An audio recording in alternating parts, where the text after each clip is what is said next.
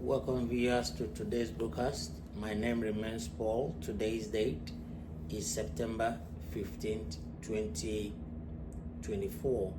As usual, I'm going to title my broadcast Migrating to the US Useful Tips, Part 7E continued. In my last video, I had actually tried I began talking about the visa classification, R1 visa classification. The R1 visa classification is actually for religious workers, for religious groups. So under the non-immigrant visa classification of the United States, the R1 visas are actually issued out to members of religious organizations. The R1 visa is a non-immigrant temporary work visa designed for foreign nationals who wish to work in the United States in religious occupations. And so if you're a religious person, like I said in my last video, you belong to a church group, you are an imam, or you're a Muslim, a Hindu, or a Catholic, evangelicals, or traditionalists, all manner of religions, you come under this category. And the idea is, like I always say, the immigration system in the US is flexible. It has so many routes, and it makes it possible for people of all shades to come into the country to do something useful. Therefore, as a pastor, as a minister, as a priest, as an imam, as a devotee, as a staunch member of your own religious organization, it could be any name under the sun, this route, this classification, R1, allows you to come into the country to practice your religion, okay? Now, the visa category applies to various types of religious workers, including but not limited to ministers, priests, religious educators, translators, and missionaries. So you have priests, you have missionaries, educators, and translators. But what it's saying is that it's a broad category. Now, though the mentioning of ministers, priests, educators, missionaries, just to show the grouping, the kind of people this category is set out to capture. Now, but if you're also a member of a smaller group, it doesn't necessarily mean you have to be a member of a big group. Insofar as it could be a new group and it's coming up, but you want to come to the US to practice that religion. Now, it is important that you also pay attention, because this R1 visas is also available for you, okay? Now, you don't have to be a minister or a priest or one kind of special positioning in the group. You could be a devotee. In other words, you are a staunch member, you're committed, you are an evangelist, you are somebody who is working for this group. Now, it could be a traditional group, it could be a Muslim group, it could be a Hindu, it could be, just any religion. Insofar as it is practiced, it has membership. Now, what he's saying is that this R1 visa category allows you to come to the US, okay, to practice your religion.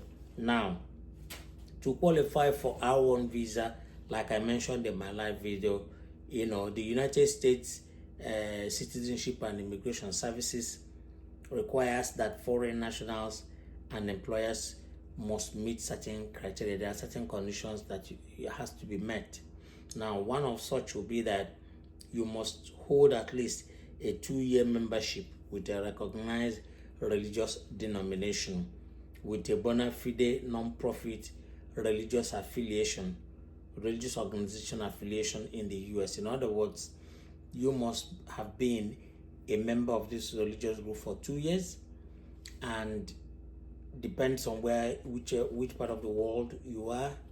that religious group, you must have been a member. And then for you to utilize it, then that your religious organization must have an affiliate group, associate group it identifies with. It may not have the same name, but insofar as they cooperate, they are sister organizations, but they are religious.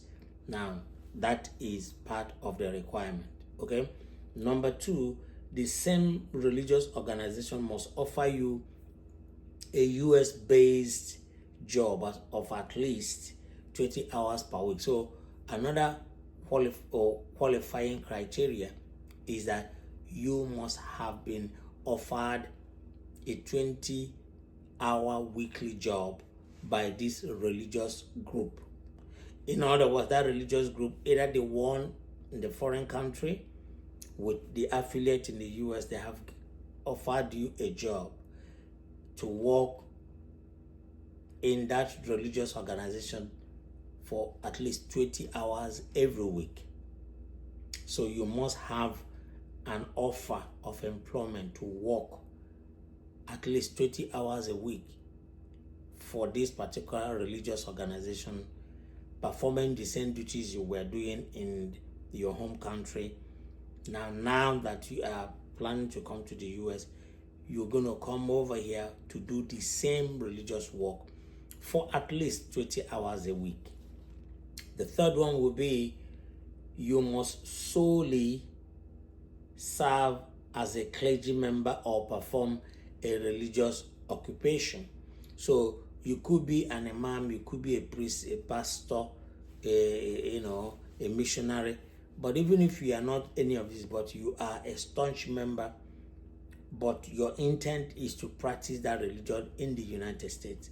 So it's not restricted only to pastors or missionaries or the top echelon. No. Every devotee is allowed insofar as you are coming to the US to practice the religion, okay?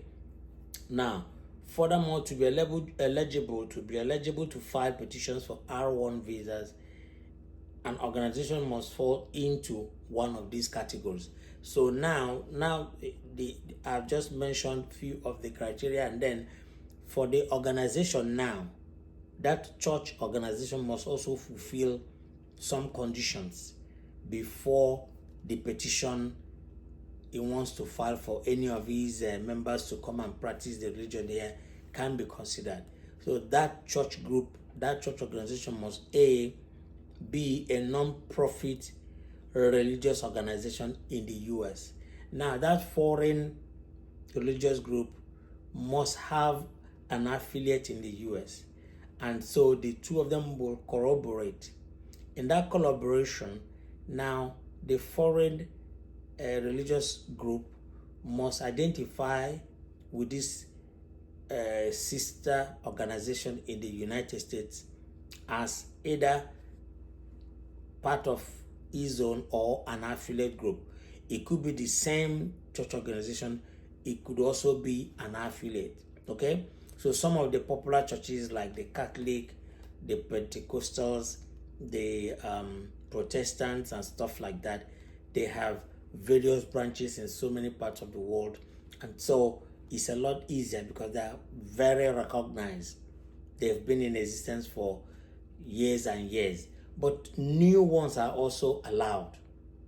But the criteria is that you must have an affiliate, a sister organization in the US that will partner with you to make that possible. So that affiliate group or even that parent organization must be a non-profit religious organization registered in the US, okay? So either you, like a member of one of these very big ones like the Catholic churches, that they have churches everywhere. So in that sense, it's recognized and it will be registered as a non-profit organization. But if you're a smaller one, you don't have that kind of presence like the Catholic Church or the other Protestant churches, you are upcoming there, you need an affiliate sister organization already registered as a non-profit organization in the US for that to be possible, okay? Now, secondly, a religious organization authorized as a group tax exemption holder. Another condition is that religious organization in the US must be a tax exempted organization. In other words, it doesn't pay tax. It must be a non-profit. It must also be a tax exempted organization. In other words, the government has exempted it from paying tax. Those are some of the requirements that qualifies that particular organization as religious. Now, you must be non-profit, must be a non-profit making organization. It must also be a tax exempted organization. Okay. Now, in order to be able to commence this particular process, now there are some stages required. The first one is the filing of the petition. So for the R1 visa, the religious employers must complete Form I-129 petition for a non-immigrant worker. So the Form I-129 petition for non-immigrant worker must be completed by the religious group. And the religious group in the US will have to file this petition on behalf of the sister organization that is overseas, and also for the individual that is being posted to come over here to continue his religious responsibilities. And so to commence that process, that religious organization in the US must file a petition using Form I-129 for a non-immigrant visa, non-immigrant worker, just to continue religious work. This documentation costs $460, which the employer will pay, and requires proof of tax exemption. So the organization, the religious group filing this, must be able to prove that it is a religious organization and it is exempted from paying taxes, and it has to file this petition and pay $460 to the government for the petition. Okay. Now, in most cases, after receiving the petition, the USCIS will conduct an on-site visit to confirm the relationship between the employer and the religious denomination. In other words, this petition is sent to the USCIS, who will now conduct some form of investigation. Now, they want to establish the relationship between, the affiliate group filing this and the person on whose behalf it is being filed, and also the sister organization in the foreign country that is sending this individual. Okay, so there is usually investigation from USCIS to be sure that this process is genuine, that is simply for religious duty, and is coming from a bona fide religious organization, that is non-profit making, and that it is also exempted from paying tax. So these are some of the requirements that must be met before the petition can even be considered. You must be able to put in all of this information. These information will make that petition look reasonable and can be considered, and if considered, can be approved.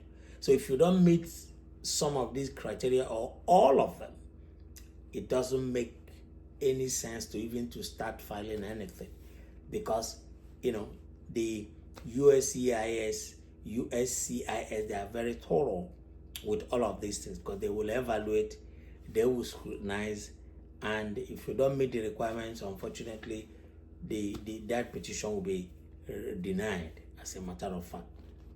And so on-site visitation will be carried out Investigations to be carried out to see the genuineness of the organizations, whether they are really religious organizations and all that. The foreign national can begin the application process after the employer receives approval via Form I-797, Notice of Action. In other words, once the Form I-129 has been filed, the petition for the non-immigrant worker, then if it is approved, the approval comes out on Form I-797. Form I-797 is titled Notice of Action to actually that religious group or the religious body in the US that made the application on behalf of either the sister group in a foreign country and also on behalf of the person that is being planned or that is going to come over to continue the religious occupation. So they will receive that approval, and then from there it proceeds to doing other things. So immediately the Form I-797 has been released and it is approved.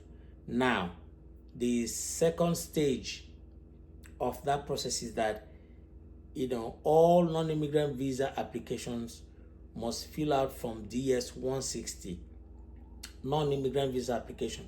This form includes several questions regarding their background and the purpose of their visit or trip to the US. In other words, once that Form 797 has been approved, in other words, the petition has been approved. Now, the second leg of it is that this approval is now sent to the foreign sister organization through of course, the embassy or the consulate, the US consulate in that country, and then the applicant, coming from that group or from the church organization in the foreign land, in the foreign country, will now have to go through the normal non-immigrant visa process by filing Form DS-160 and then following all the due process. Now, I have to fill Form DS-160 and then, answer and book the necessary appointment, put in all his documentations, because he has to defend his desire to come to the US to perform religious duties. Now, it's one thing to get the approval in the United States. Now, that approval is now sent to the foreign country where the applicant there who's wishing to come to the US to continue the religious work will now have to go to the US consulate. After filling his Form DS-160, he has to book for an interview and defend the purpose of his trip to the US. Okay? Now, there is actually no fee for submitting Form DS-160 online non-immigrant visa application. However, some fees may apply depending on the relationship between the US and the foreign national's home country. Now, what he's saying is that once that Form DS-160 has been sent, the consulate or the USCIS they don't charge money for Form DS-160 for you to send it. It is online, it is free. But once it has been sent out and is confirmed by the consulate, what then will happen is the visa fees has to be paid. So the fees that will be paid are, of course, the visa fees, because the applicant has to pay the visa fees after submitting Form DS-160 for consideration. Okay. Now, immediately that is done, the next point will be the foreign national.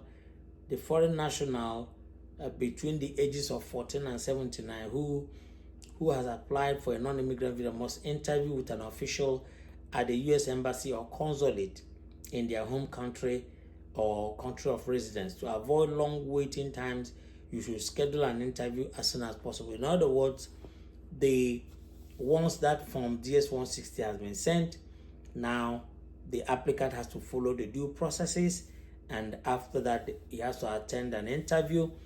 At the interview, he or she must have to defend why he or she wants to come to the US to practice his religion. And so it is at that interview that all of the necessary information, then the officers will ask questions just to confirm that the person is genuine, the organizations are genuine, and then they will evaluate the Form DS-160 whether they want to approve it or not. But hopefully it gets approved. Once all the documents are correct, there's nothing that will stop it from being approved. Now, the key benefit of the R1 visa is that it allows religious workers to work legally in the US for a specific employer for up to 5 years. So in other words, once your visa has been approved, the R1 visa has this very important benefit that religious worker can work for the same employer for up to 5 years. For 5 years, doing the same work.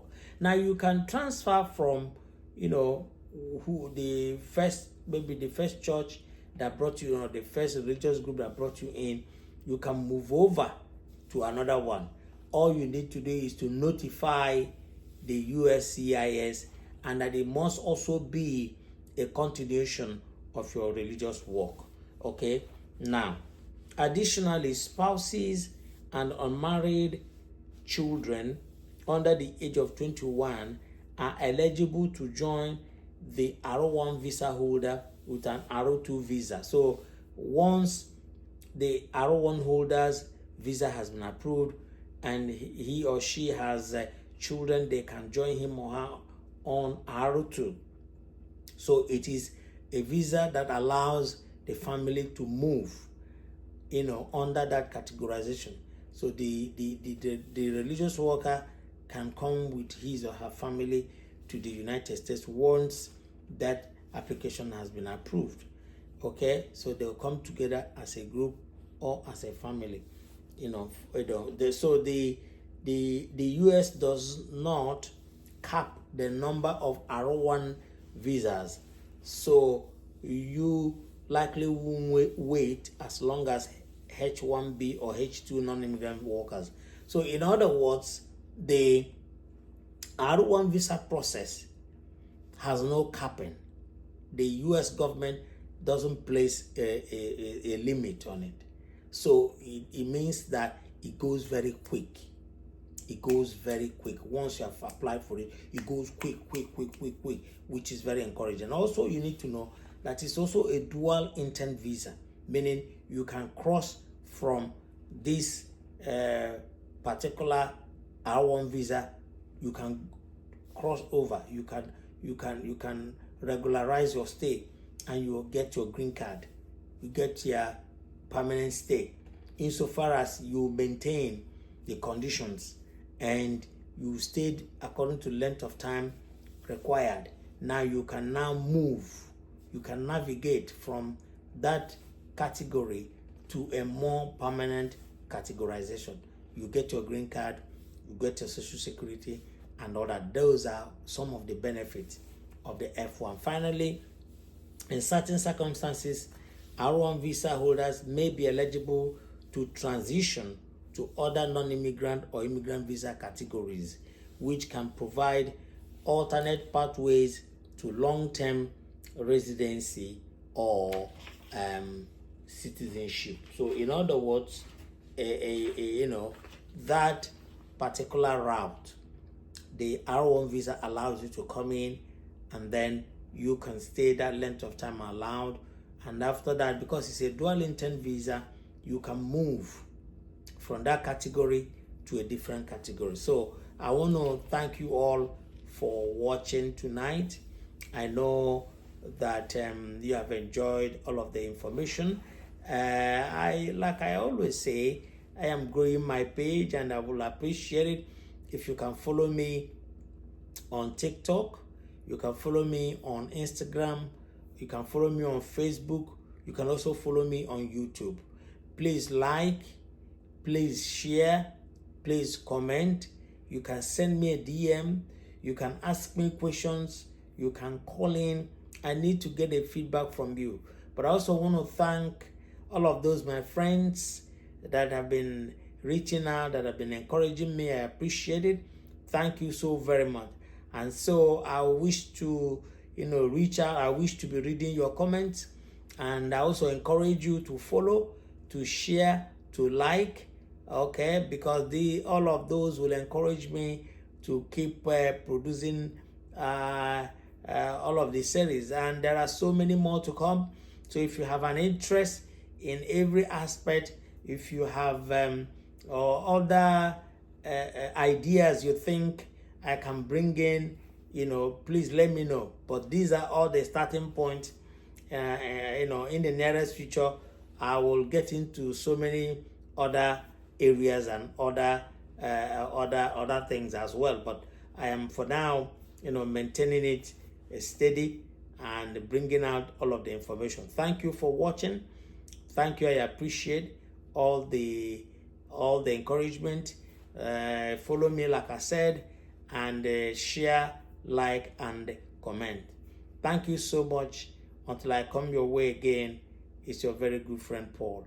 Have a lovely time. Thank you, and bye for now.